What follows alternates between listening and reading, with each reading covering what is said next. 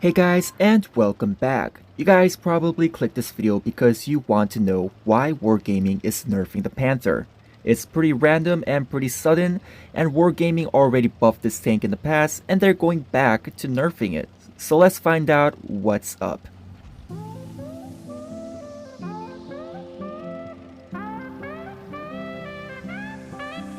Okay, before I get into this video, a reminder, this is a theory. Whatever I'm saying can be a complete fluke and have nothing to do with Wargaming's plans for the future. Now with that being in mind, this theory is not random and it's not completely dumb. It does have some reasonable points that you guys might agree with.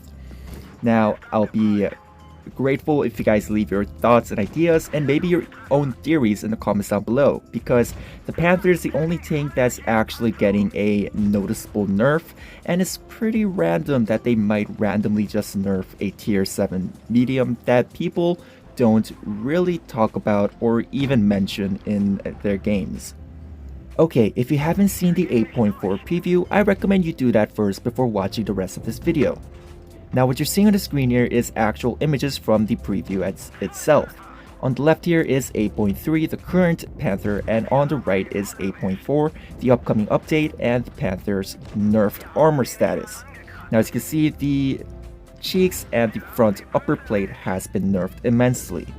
The cheeks are at a point where you will probably even get penetrated by tier 6 tanks, and the front upper plate is now at a mediocre level where you will struggle to even angle against any sort of tank.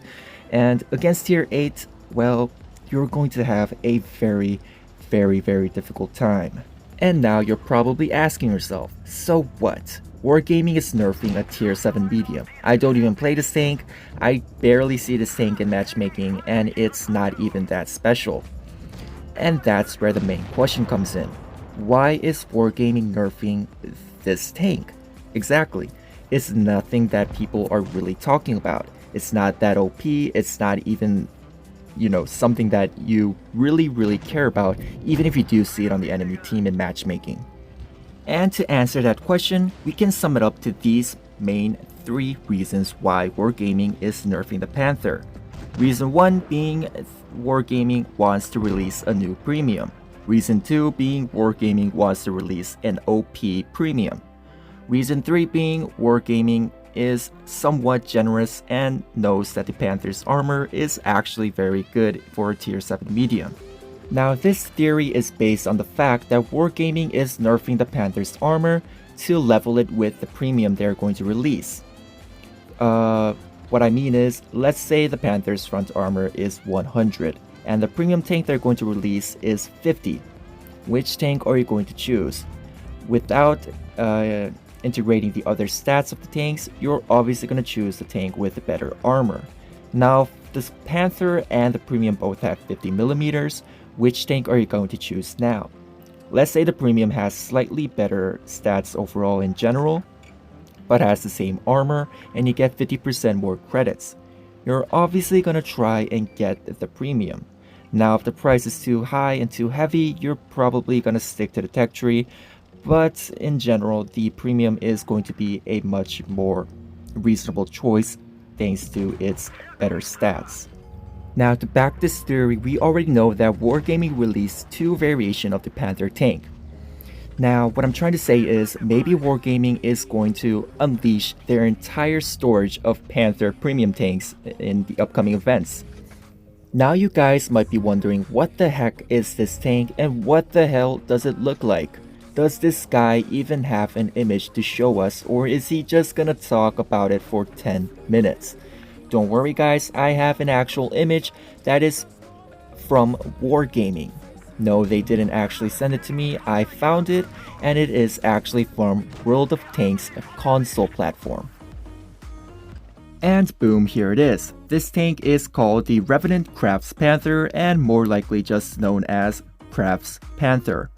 Now this tank's origin is actually from a comic series known as Dark Horse, and it takes place in the Battle of the Bulge. Now the tank is a lone survivor, and it is said that the tank comes back from the dead to terrorize the living.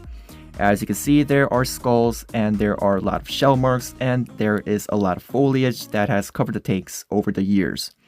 Now, whether or not this tank is historical, I don't know, but I was actually able to come across this image that closely resembles likeness of the actual tank. As I've said, and I quote, this was actually found on the official website, the tank comes back from the dead to terrorize the living.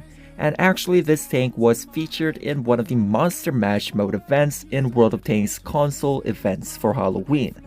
And you can see the tank looks absolutely menacing with those red eyes and with a much darker and gloomier and more Halloween-esque look to it. And that's why this makes so much sense. Halloween is almost around the corner and Blitz is slowly getting ready to release the events for Halloween. With that being said, this won't be the first time that Wargaming and Blitz actually releases a tank that is from another platform.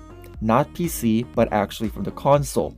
And that very tank is the upcoming tank for the next month's Battle Pass. And I did some digging and found out that this tank is actually very closely similar to the AMX Chaffee on the World of Tanks console platform. As you can see, the gun is nerfed, but everything else is practically does the same. But yeah, the tank does look slightly smaller. They might have reduced the size of it to fit with the size of the map for Blitz. And they both have similar stats. Of course, the Battle Pass tank is nerfed immensely because the tank actually costs only $5.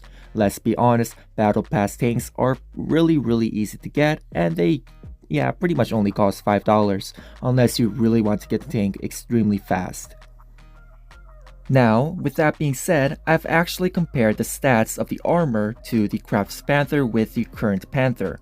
Now, if the Panther that we have right now does get nerfed in 8.4, the armor value is very similar to the Crafts Panther in the console.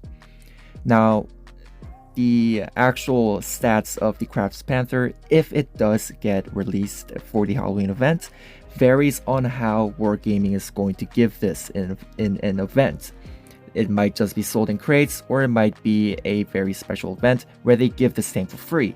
Now, if it's free, the tank is probably going to get nerfed even more and might slightly be more effective than the actual Tech Tree Panther.